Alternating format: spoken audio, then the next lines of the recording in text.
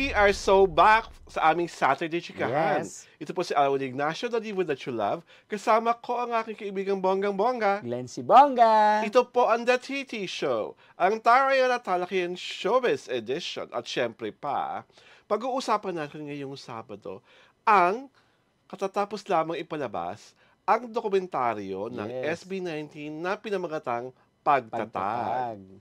At dapat po natin i-congratulate ang SB19 at ang 1Z Entertainment dahil sa limited run nito, ang Pagtatag ang #1 movie all over the Philippines. Correct. At yes, ito ang biggest earning documentary of all time. At syempre pa, last Tuesday, pasensya na po kayo at ito ay parang ayaw ko mapipigil mag-plug. Saka ang daming black screenings, in fairness, ha? Diba? Ang mga 18, ang mga 18 talaga, ang sisipag. Ang sipag magpa-black screening. Kaya congratulations sa mga 18. At diba? mahal na mahal nila talaga ang Mahalima. Correct. Ito po, last Tuesday, lumabas po ang aking full review. Taray. Gusto niyo yan. Full review ng Pagtatag documentary. At nakakatawa po rito, ito po ay headline story. Di ba? Sa Daily Tribune Sa Daily Tribune. Natutuwa po ako kasi nung inalabas ko po ang link at sa aking personal X account, ang dami-dami po talagang nag-view, ang dami-dami po talagang nag-share, nag-repost, and all those things. At ang gusto ko lang pong i-emphasize is that sobra ko pong na-appreciate ang mga 18 na grabe po ang mga pagkatuwa at mga papuring ibinigay sa akin sa isinulat ko pong review. Ako po talaga ay, kasi kagaling ng kaibigan kong si Glenn, kami po ay mga 18. Pero hindi po ay naman po namin isipin na ang aming pagmamahal sa SB19 ay kasing rubdob ng inyong mga pagmamahal. As in super effort talaga. Kayong mga 18 out there. Pero kami po, on our small way, at ito pong review ng Pagtatag is one of my small gestures to show to everyone what the documentary was all about. Hindi po namin alam kung kailan ito ipapalabas sa international release. Although may mga bali-balita na baka may mga streaming platform na magpalabas nito. Pero nothing is still certain. Hopefully, one of these days, ang buong pamunuan ng 1Z Entertainment ay maglabas ng official announcement kung saan ng mga streaming platforms ipapalabas ang Pagtatag. Sa mga nakabasa po ng review, hindi ko na po uulitin pa kung ano ang nakasulat doon.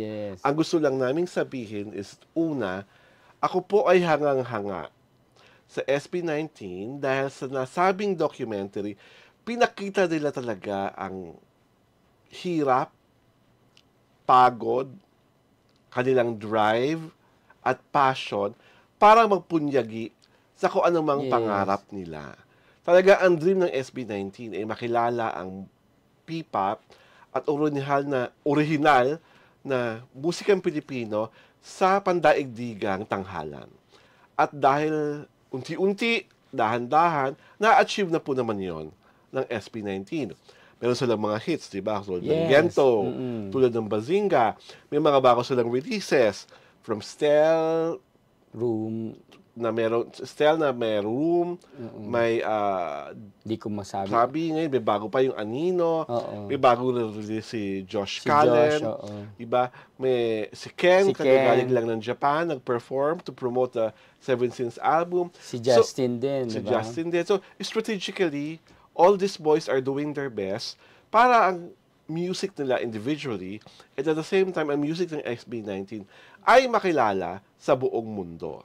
Pangalawa, malaking alingas-ngas po sa iba ang tungkol sa parang hindi buong detalyeng ipinaliwanag sa pelikula tungkol doon sa amicable settlement nila sa dahil nilang management, kung paano nila nabawi ang kanilang pangalan at kung paano ito binigay sa kanila. Kami po ni Glenn dito sa TT Show, nire-respeto ang prerogative ng 1Z Entertainment at ng SB19 na huwag ibuyang-yang sa lahat kung ano ba talaga ang nangyari. Yun nga ang worry ko din, di ba? Paano kung hindi nila nabawi, di ba? Parang paano na yung paano ng SB19? Paano, ano itatawag sa kanila? Diba?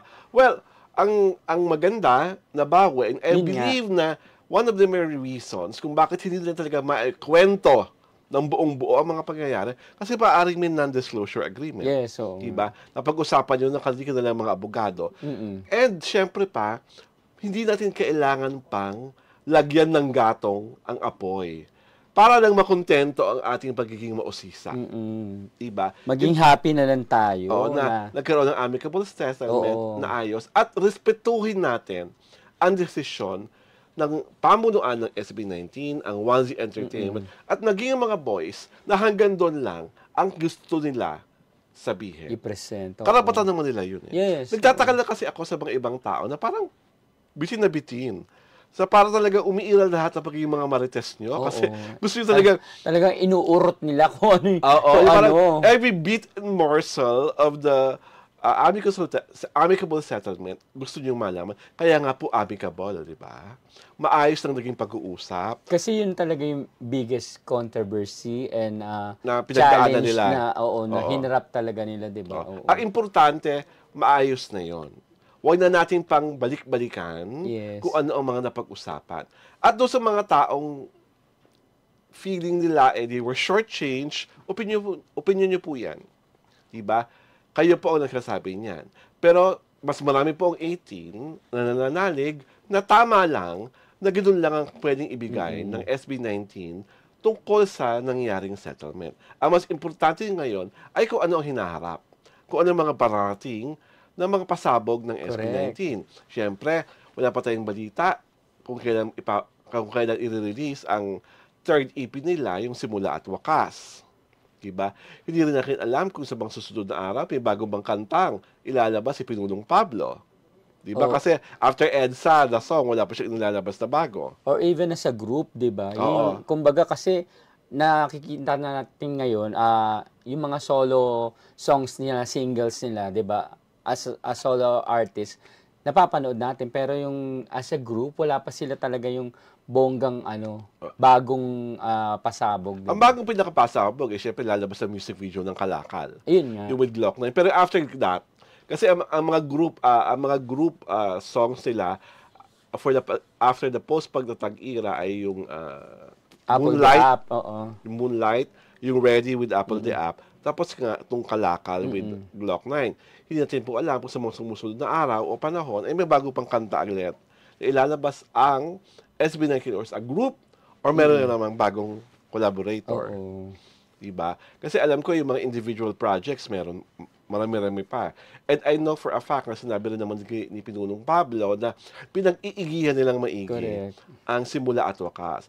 Ayaw na lang lumabas to the half-baked. Ayaw na lang sabihin na minabadali. Ayaw na lang i-shortchange ang buong 18 na umaasa na bonggang-bongga ang bagong EP. Marami pa rin naman sila mga activities. Meron silang anniversary concert with Dunkin' Donuts. Yun nga, di ba? Which is happening this October. Tama ba ako? October 26. Diba? I'm sure meron, nakita ko rin in one expose, nakita ko na parang meron rin bagong payanig. Ang isa nilang mga sponsor, yung supermarket. So, malalaman natin kung talagang magkakatotoo yun in the nearest future. At syempre, marami pang umaasa na sana, eto na naman ako, magpapakakenta na naman ako. Hanggang ngayon, umaasa pa rin ako na magkakaroon ng Kentel Duet. Ay! Diba? Kuya Ogie Alcasi, di ba, nung araw, nung sinulat ko yun sa isang tabloid, sabi mo, G, game ka na gawa ng duet, si Ken Suson at si Stella Ahero. Baka naman ngayon, i-G na natin talaga. Or for that matter, baka may ibang kompositor dyan na gustong bigyan ng friendship song. Si Ken Suson at si Stella Ahero. Why not, di ba? Deserve naman nilang magkaroon ng collaboration together. Lalo na't iisa na lang kanilang musical recording label. Ikaw ba, Glenn, napanood mo? Actually, hindi ko napanood. Kaya na-miss ko. Kasi ang daming ang daming mga ganap lang sa... Marami ka kabisihan. Oo, kaya Pero, of course, napanood ko naman yung mga interviews nila during the premiere night. Kaya, nakakatuwa at congratulations sa boys. Kasi, dito nila napakita yung kasi nakita na natin sila as talented guys, 'di ba? Talented artists. Pero yung pagiging tao nila with the emotions talagang dito nila na ipakita. Oo. Makikita mo kasi talaga sa documentary na captured are some vulnerable moments involving the boys. At dito, hindi lang po sila basta boys. Men na sila. Correct. Dahil dyan, ito po si Alwin Ignacio, The Diva That You Love. Kasama ko, ang aking kaibigang Bongga. Glency Bongga. Ito po ang The City Show, ang Tarian at Talakayan Showbiz Edition.